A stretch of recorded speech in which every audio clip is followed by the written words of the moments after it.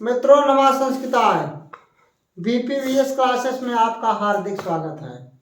हम लोग पढ़ रहे हैं ग्रामर में संधि। संधि में आज हम पढ़ेंगे अनुस्वार संधि। इसके पहले हम लोग चर्त संधि पढ़ चुके हैं। आज हम पढ़ेंगे अनुस्वार संधि। तो अनुस्वार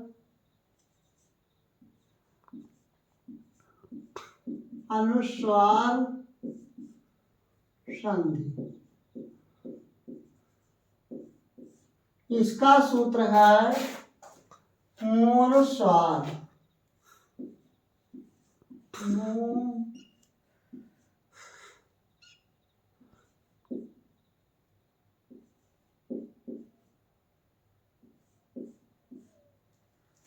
मोनुस्वार मूर्धन अनुस्वार बराबर मोनुस्वार। मोनुस्वार, अब इसका मतलब क्या है कि अनुस्वार संधि हम समझेंगे अनुस्वार क्या होता है। तो आप लोग ध्यान दीजिए कि जब हम वर्णमाला पढ़ा रहे थे तो हमने बताया था कि हाँ संस्कृत में स्वर कितने होते हैं, व्यंजन कितने होते हैं, और संयुक्त व्यंजन क्या है, मिश्रित व्यंजन क्या है, अनुस्वार क्या है और विसर्ग क्या है। तो हम अंग को अनुस्वार कहते हैं और आह को विसर्ग कहते हैं। तो इसकी परिभाषा लिखेंगे, पदांत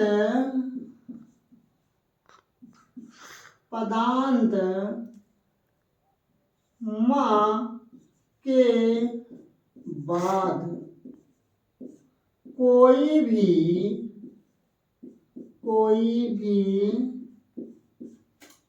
हल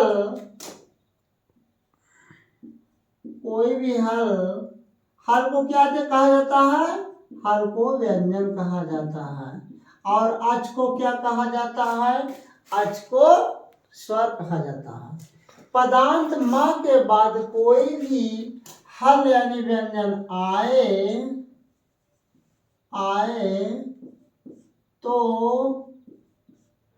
वह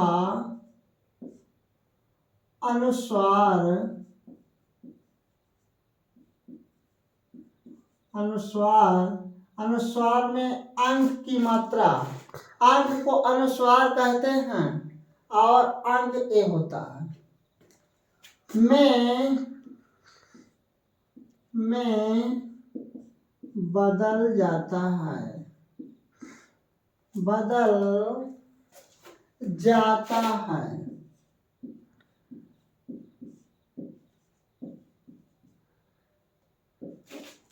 देखिए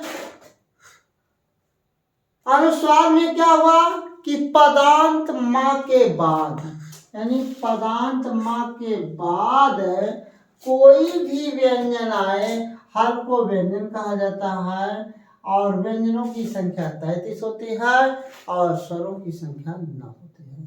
पदांत मां के बाद कोई भी अगर व्यंजन आता है या हल प्रत्याहार आता है तो वह यानी मां के स्थान पर अनुस्वार यानी अंग की मात्रा हो जाता है।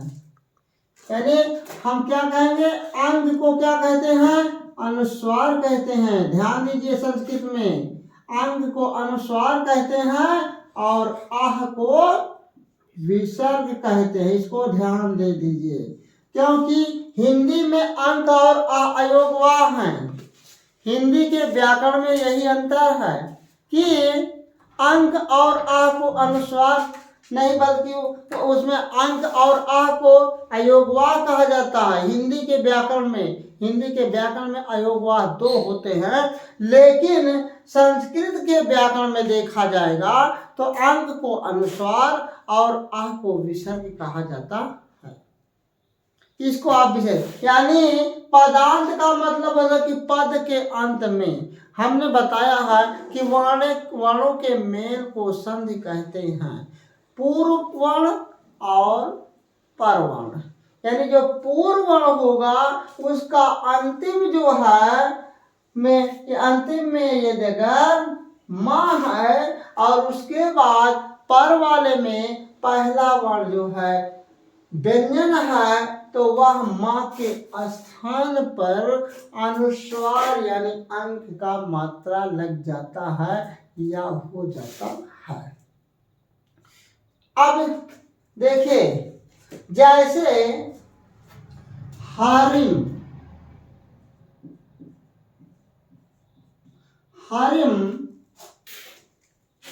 यहाँ पर पदांत का मतलब पद के अंत में, पद के अंत में माँ है। हरिम धन वंदे हुआ, तो इस माँ के स्थान पर क्या हो जाएगा? अनुस्वार हो जाएगा। अनुस्वार का मतलब ये होता है अंक, अंक का मतलब अंक की मात्रा लग जाएगा, तो बराबर हो जाएगा हरिम वंदे। मित्रों, पहचानने का तरीका अनुस्वार हम कैसे पहचानेंगे, आप तुरंत देख लीजिएगा कि यदि अगर यानी अंत में मा लगा है या तो कहीं बिंदी लगा है, तो आप ये समझ लीजिएगा कि वहां पर अनुस्वार ही है। फिर जैसे देखिए, जैसे तुम,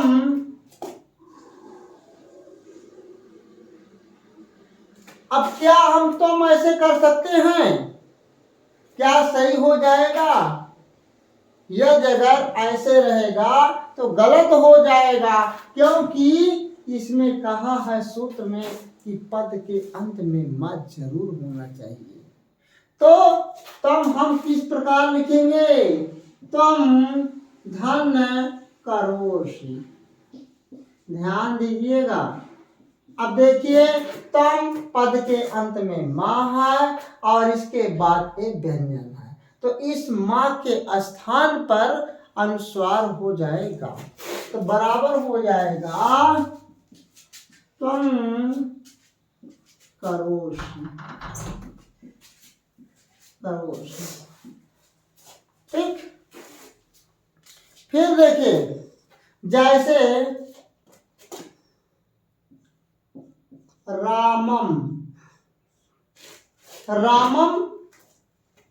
प्लस वंदे, यहाँ पद के अंत में माँ है, इसके बाद व्यंजन है। जैसे मैंने बताया है कि पद के अंत में माँ हो, उसके बाद कोई व्यंजन हो, तो वह माँ के स्थान पर यानी अनुस्वार हो जाता है, यानी इसके स्थान पर अनुस्वार हो जाएगा। अनुस्वार का मतलब अंक की मात्रा हो जाएगा, तो बराबर रामम अनुस्वार लग गया और वंदे हो गए। रामम धन वंदे बराबर रामम वंदे। जैसे धनम यच्छ, धनम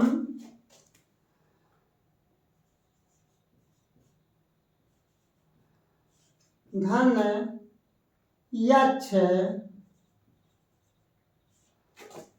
यहाँ पद के अंत में माँ है और उसके बाद ये व्यंजन है, तो क्या हो जाएगा?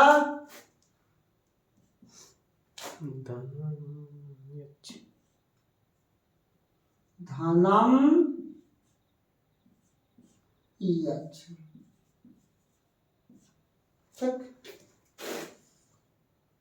मित्रों, मेन इम्पोर्टेंट हम एग्जाम्पल दे चुके हैं।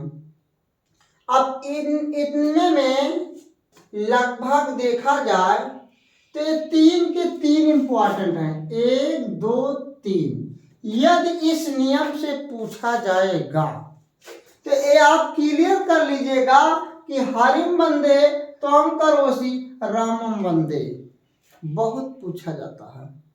तो इसलिए अनुस्वार संधि एक बार फिर पढ़ लेंगे, समझ लेंगे। अनुस्वार का सूत्र है मोनुस्वार।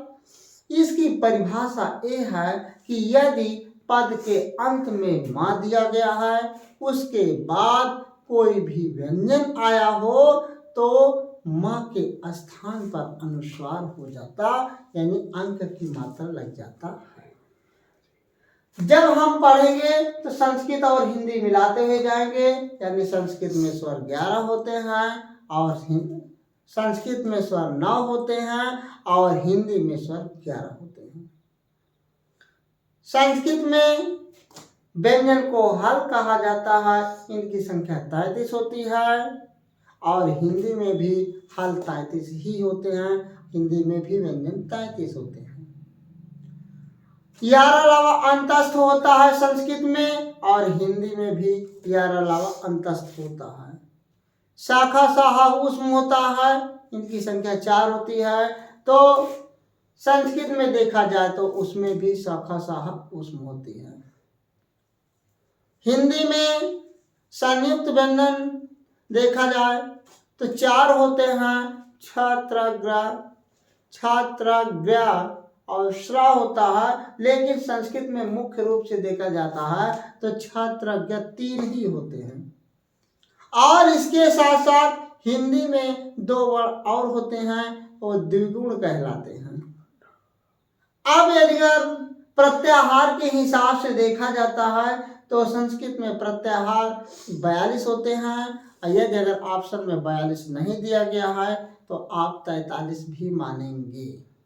और यानी 45 यानी 43 के अंतर्गत सभी वर्ण आ जाएंगे, लेकिन यदि हिंदी में दिया जाए, हिंदी में देखा जाए स्वर से लेकर के यदि हम व्यंजन द्विगुण तक हम मिलाएंगे तो कामता प्रसाद गुरु जो हैं हिंदी के पाणिनि माने जाने वाले, उन्होंने 43 माना है संस्कृत में, जबकि प्रत्याहार 42 या 43 होते ही हैं। लेकिन यदि हिंदी में यदि पूछा जाए कि कुल वर्णों की संख्या कितनी है, तो जिस प्रकार मैं अगले वीडियो में भेज चुका हूं, तो आप हिंदी में बताएंगे कि हिंदी में कुल वर्णों की संख्या 52 है। और यदि पूछा जाए कि कामता प्रसाद गुरु जो हैं हिंदी साहित्य या हिंदी व्याकरण के पाणिनि माने जाते हैं, इन्होंने क्या माना है, तो आप तुरंत उत्तर देंगे 43। और संस्कृत में प्रत्याहार 42 होते हैं, ऑप्शन ना मिले तो 43 होंगे। जब हम तुलनात्मक अध्ययन करेंगे तो निश्चित है कि मुझे हिंदी और संस्कृत दोनों आने लगेगी, नहीं आप संदेह में पड़ जाएंगे कि हिंदी में कुछ संस्कृत में कुछ बताया गया है। तो इसलिए आप तुलना करेंगे तब निश्चित है कि आपको संस्कृत और हिंदी दोनों व्याकरण आएगा। हिंदी और संस्कृत जिसको आएगा और टेट, सुपर टेट और सीटेट में कभी भी वो संदेह में नहीं आएगा, उसका निश्चित है कि 30 में 25 प्लस तो एकदम कन्फर्म है कि उसको मिलेगा ही मिलेगा। लेकिन दोनों में अंतर समझे रहे, नहीं हिंदी का संस्कृत में, संस्कृत का हिंदी में घुसेड़ गया तो जान लो 0 का 0 हो जाएगा। इसलिए मित्रों आप लोगों से आग्रह है कि आप लोग हिंदी और संस्कृत दोनों का यानी व्याकरण जो है आप तुलनात्मक अध्ययन करेंगे, दोनों में अंतर ढूंढेंगे, तब आपको एक क्लियर होता चला जाएगा। 2 सब्जेक्ट एक साथ कंप्लीट हो जाएगा। इसलिए आज का वीडियो यहीं तक रहेगा मित्रों। नमस्कार।